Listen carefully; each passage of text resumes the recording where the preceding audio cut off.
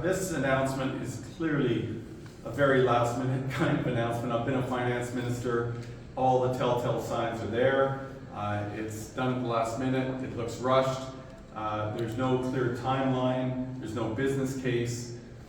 It's something that obviously is an attempt to change the channel on the fact that they have a serious problem of anti-Semitism within their own caucus.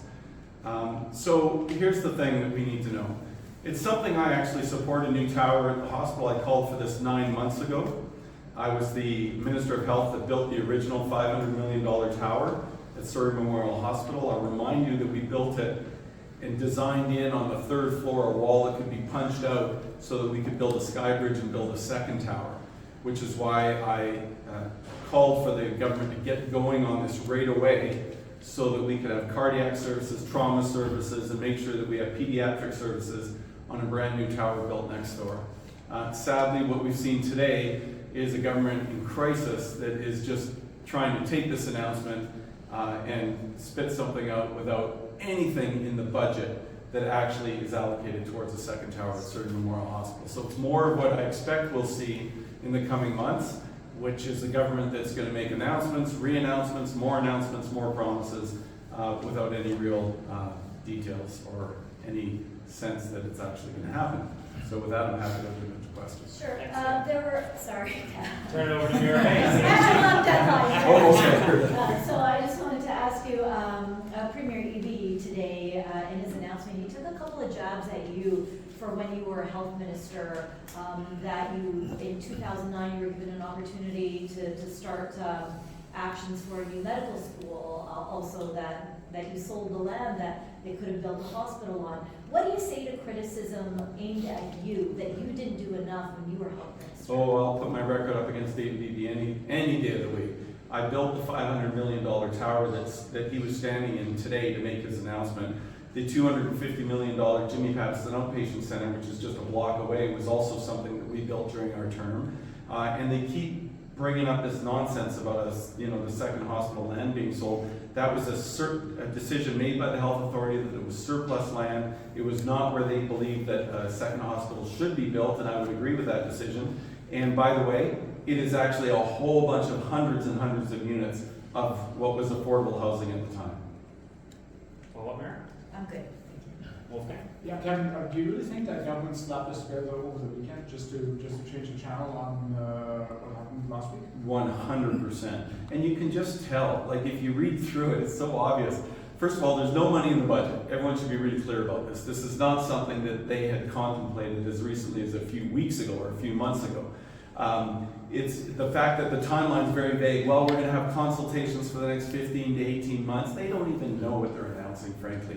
It's just trying to take a good idea that I announced the better part of a year ago and trying to make it sound like they're going to do something about it. I have a record, frankly. You can say what you want about Kevin Falcon. You cannot say I did not get big things done.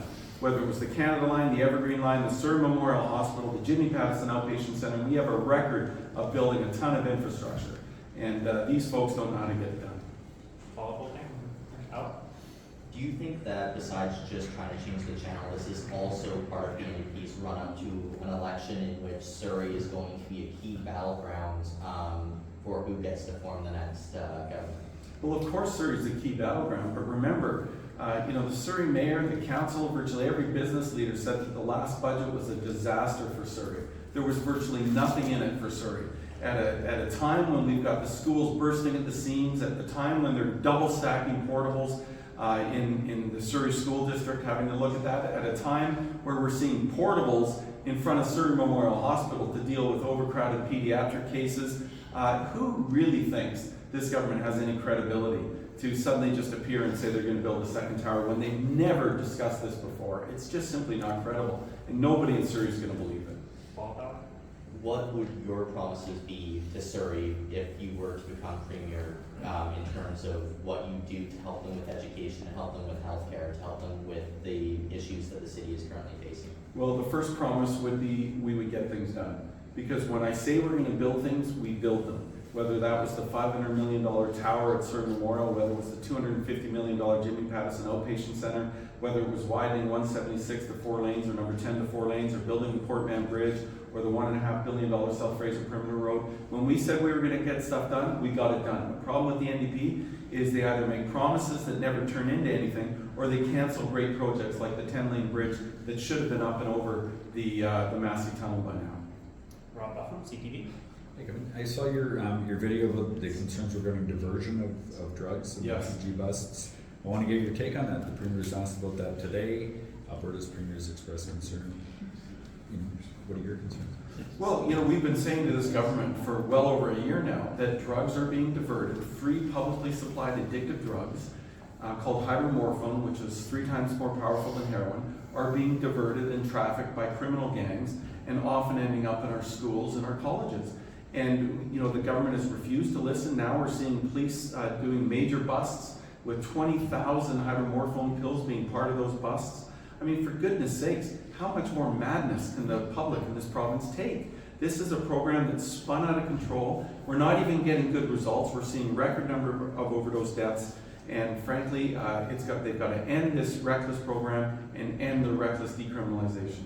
So you would end decrim and you would end safe supply. Is that your position on it? Yes, my position is we would end decriminalization in our first 90 days, and we would review the entire safe supply program, change it so that it's done under clinical supervision, because some drug programs and therapies are appropriate for those struggling with addictions under the supervision of a doctor.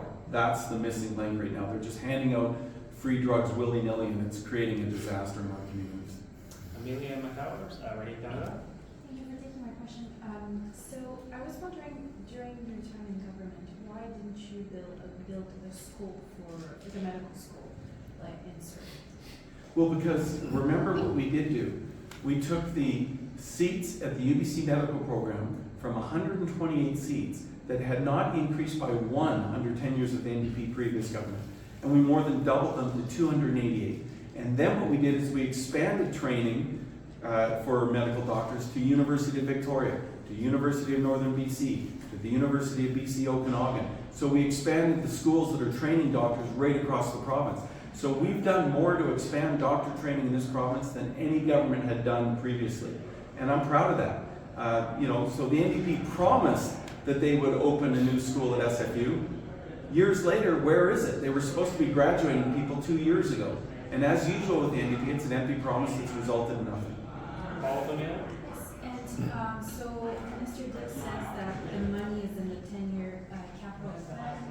What makes you think that this was just a recent idea? Well, so they could say it's in the 10-year capital plan. None of us, of course, have seen that 10-year plan. What really matters in the budget is what is in the next 3 years, because it's spelled out in the budget. And if it's over $50 million, it's supposed to be itemized in the budget. Nothing about an additional tower at Surrey Memorial Hospital.